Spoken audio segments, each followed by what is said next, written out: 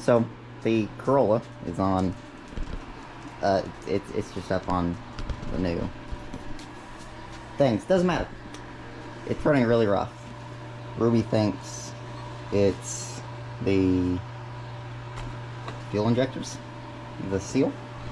We're gonna find out. We're gonna try to replace those.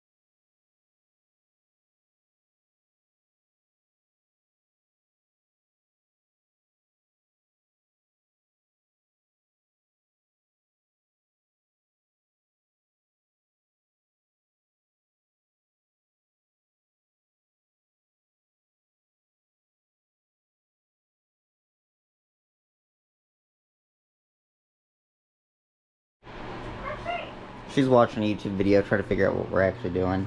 Get the airbox out and get the fuel rail loose. We get the EGR loose, but for some reason the body of the EGR is stuck. It's pretty solid against whatever this is. I'm not like the most read up person on EGR, so this seems like some sort of metal tube. It goes probably, I'm going to assume, back to the exhaust. And the exhaust comes up through here, which I don't like.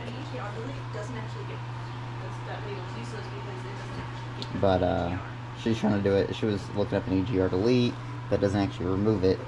So I guess we'll keep looking, and we'll get back here soon.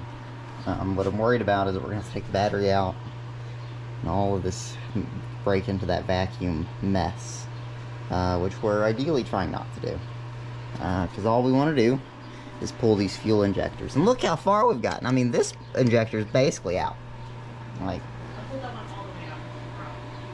and that's the problem. It's been all the way out, and now we really need to drive it again. This all needs to be reseated, and to reseat it, really gotta figure out this thing. New cars are kind of frustrating. At least we have the tools.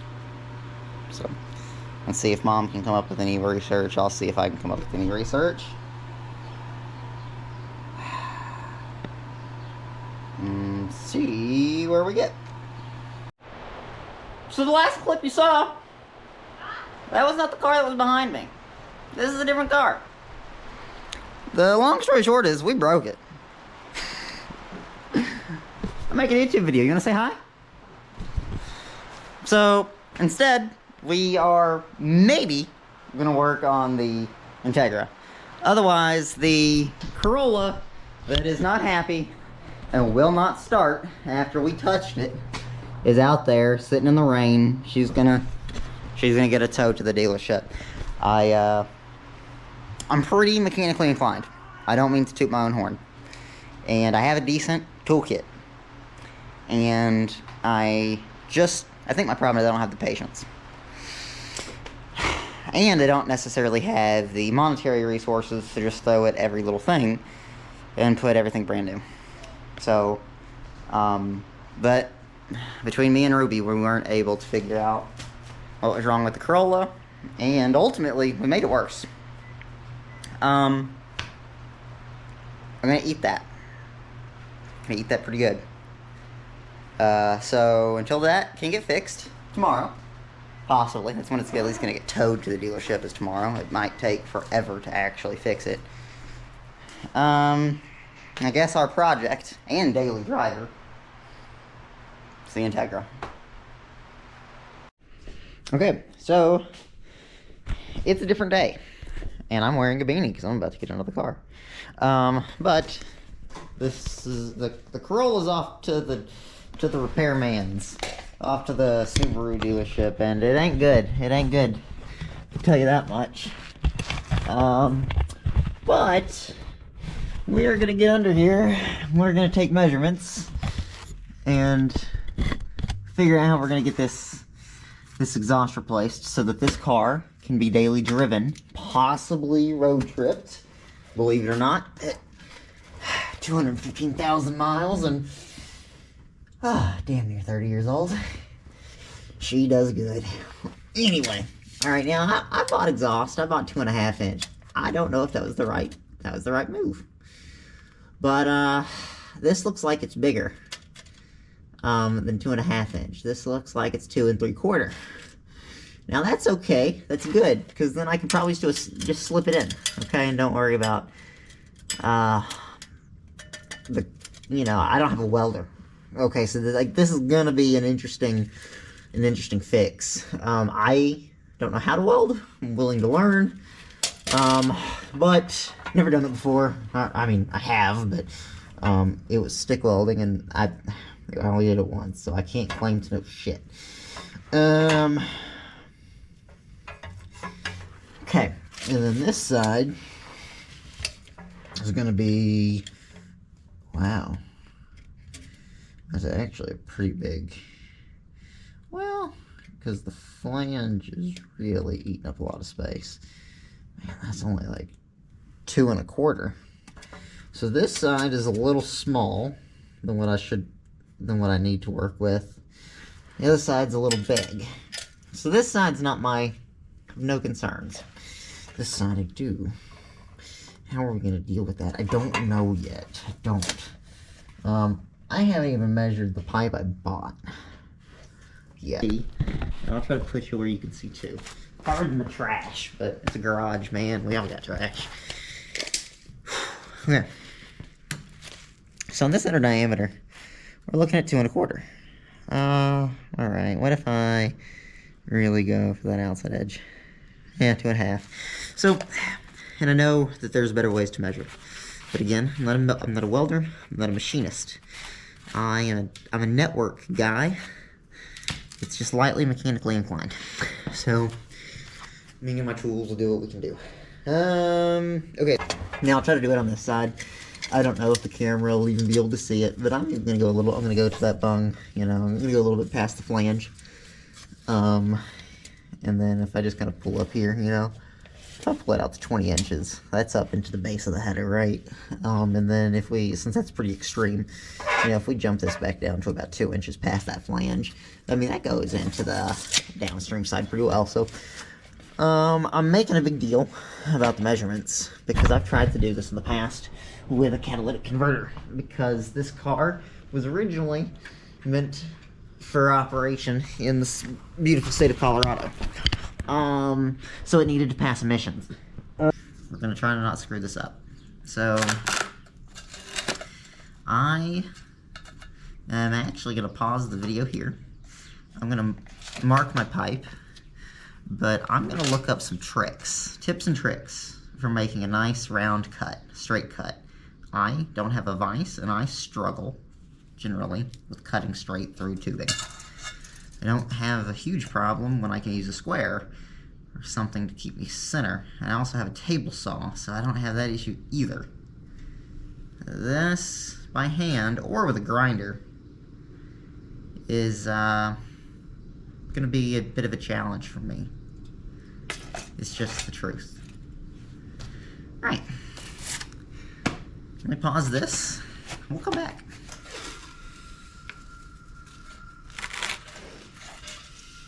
Alright. And a nice round straight piece of tape on there.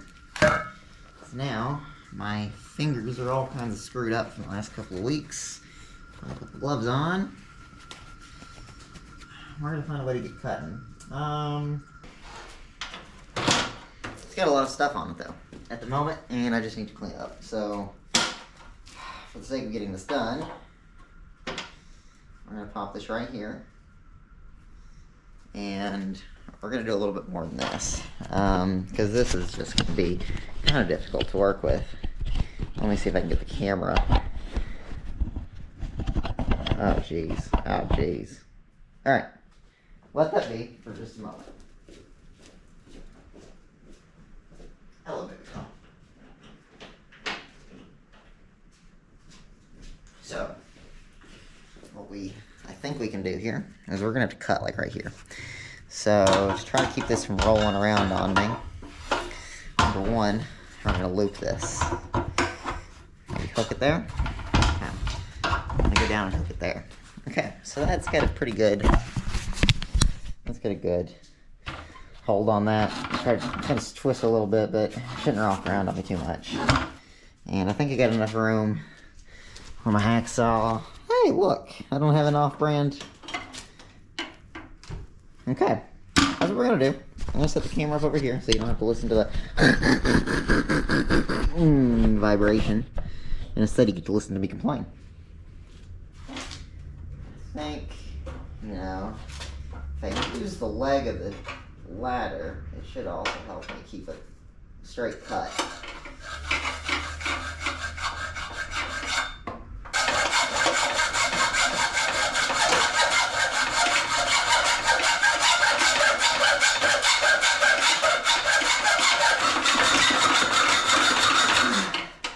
Woo! Ah!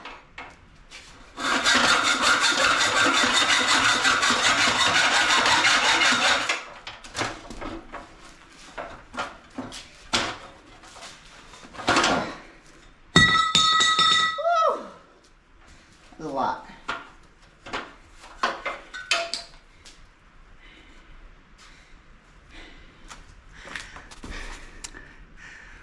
It's not perfect.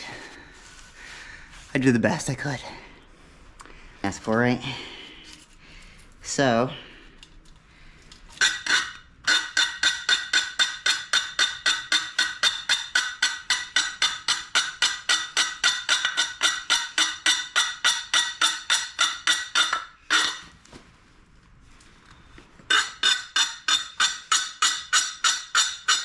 okay, so there's been a small deviation in plans. I was really trying to figure out, like, man, I really cut that way too long, right? So this was my leftover, this was my target. And I know I gave myself 2 inches on both sides. Okay? Now, what I've realized is that was too much. And I'm not skilled with this, okay? This is my second time in my entire life trying to fix exhaust shit. I'm not an expert. I will not pretend to know what I'm doing. So, Ruby's cat that went on this car, this was actually one of the ends I chopped off that I cut too short. And as you can tell, this is the very first time I ever cut exhaust tubing. That was not a very clean, straight cut. So, I can slip that in decently. This is going to rattle like a mocho. So, I'm thinking, if I can get comfortable how far in I can slip that, possibly even drill a hole so that I can put a pin in it, maybe a cotter pin of some sort. What I'll do is I'll make 2 slits, one here, one here. And when I'm done, I'll beat this in until it adds a little bit of friction. And then we'll exhaust wrap it up from there. The exhaust wrap is just gonna be, it's just gonna be part of it. Ugh. I don't have a better answer. So,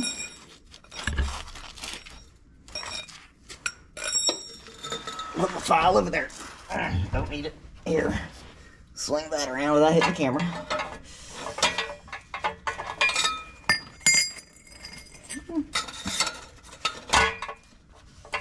That can sit in there.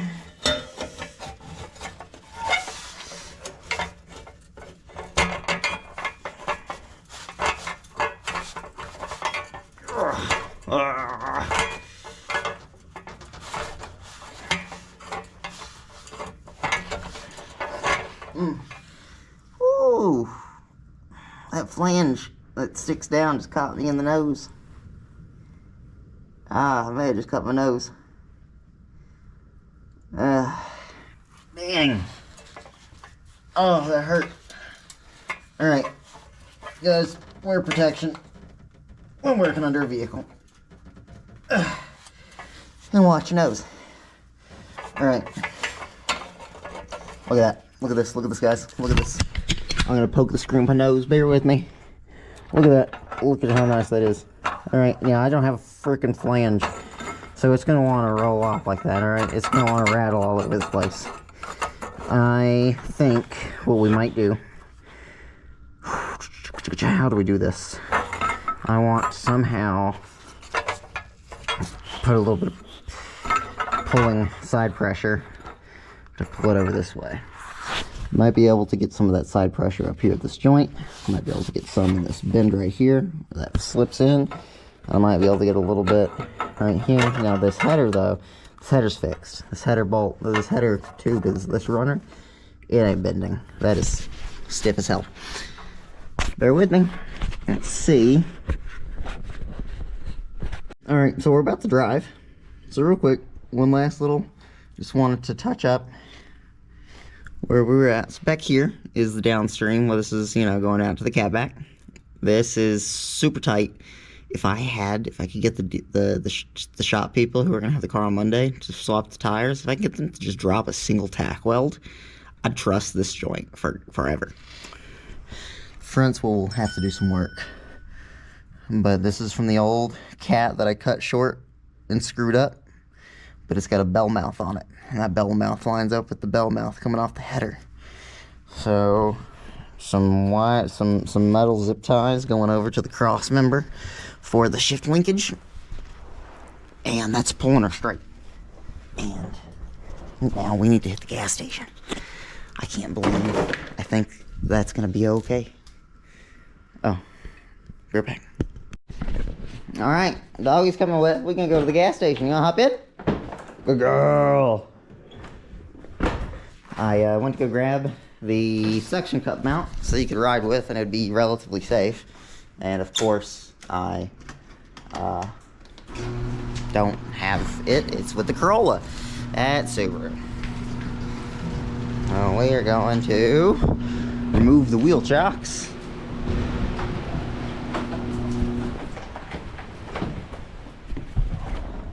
Hop in. I don't even think I'll pop the hood. What's up, girl? How are you?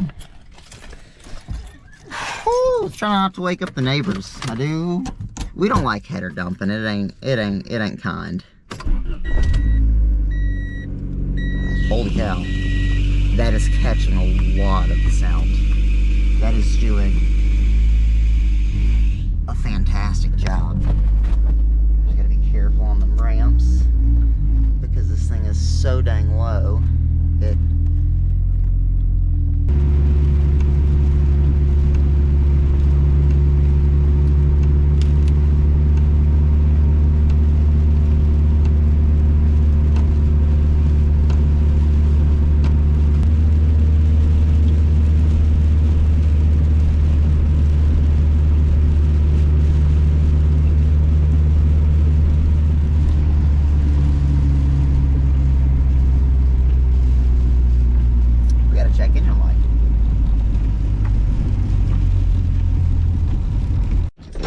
She's so excited. She loves going for car rides.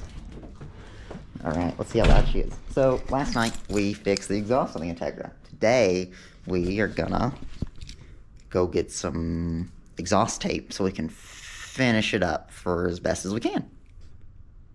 So last night on the way to the gas station, if you can even hear me, I don't know, we popped the check engine light. And this thing being OBD1, I got under there with a paper clip and I checked it and it was code 43. We We got 4 long blinks, 3 short blinks. And that came out to be a random knock sensor. Knock detected. I actually don't think the engine knocked. I think the knock was from the exhaust rattling around by all those sensors. Oh, there it is! Let's keep an eye on that.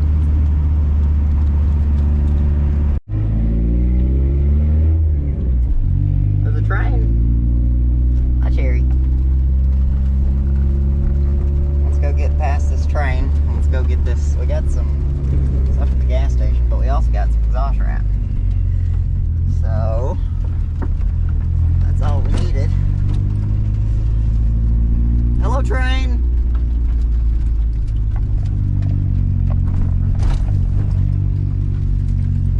Hope another one's not coming. What up? Ah, big old splash. That was fun. Whew, steamy. Day 3 of this saga? I can't remember. And we got to finish patching up the hole that we've made.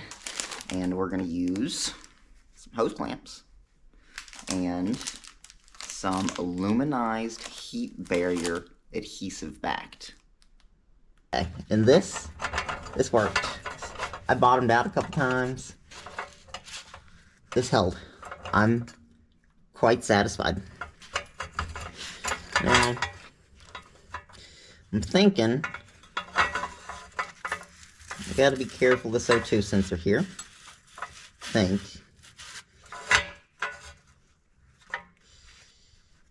But first, we need to probably get this to stop rattling.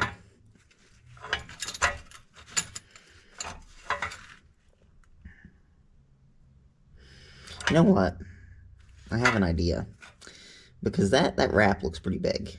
I'm gonna unfold it and see what it looks like. We might cut it into like tape strips. We'll try to wrap it around, maybe do 2 separate pieces, overlapping. Try to cup it as best as possible. And if by doing so, I might be able to leave these zip ties on here, these metal zip ties, and not have to cut them. I don't care.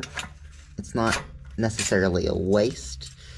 But I feel like cutting these off and losing the progress that I've made just isn't worth it. But I did manage to get that a little bit tighter. I'm just gonna pinch and fold this in half. And then I'm gonna tuck it upwards.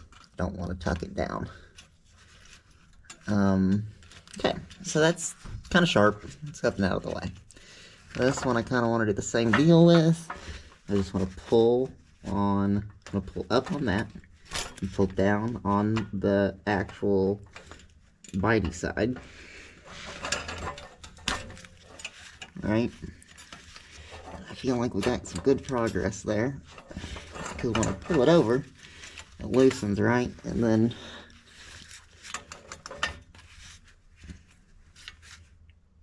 okay. I think I've got that as tight as I'm gonna get it.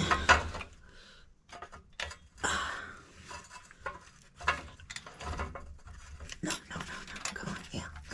I can get that tighter. Good. Sweet. Okay, so, but now I've got it tight to the point it's pulling it up. Yeah, see, this is the problem. This is sometimes it's best to just leave things the way they are.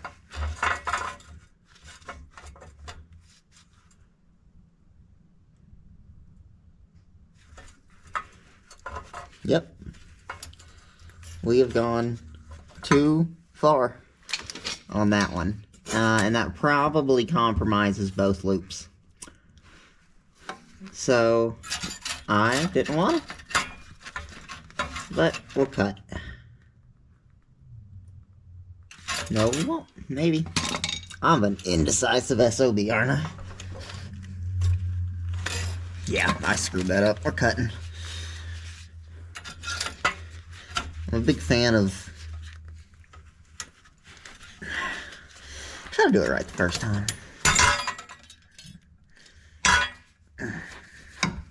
That almost fell in my face. I might go grab safety glasses. get my clines on there. I need to...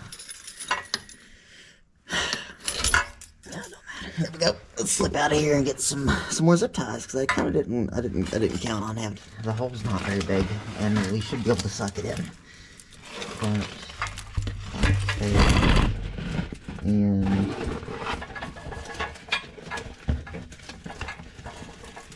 See, then that's a lot of wasted material.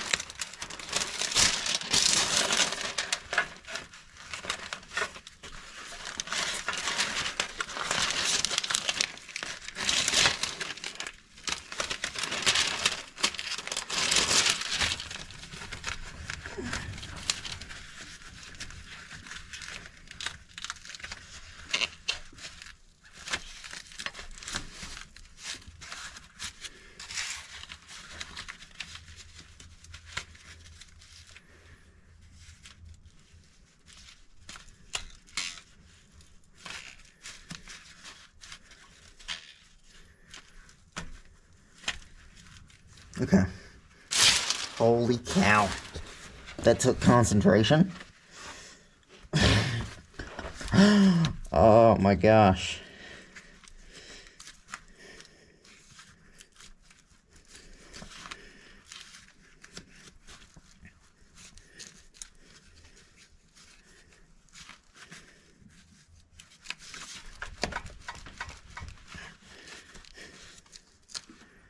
Holy cow.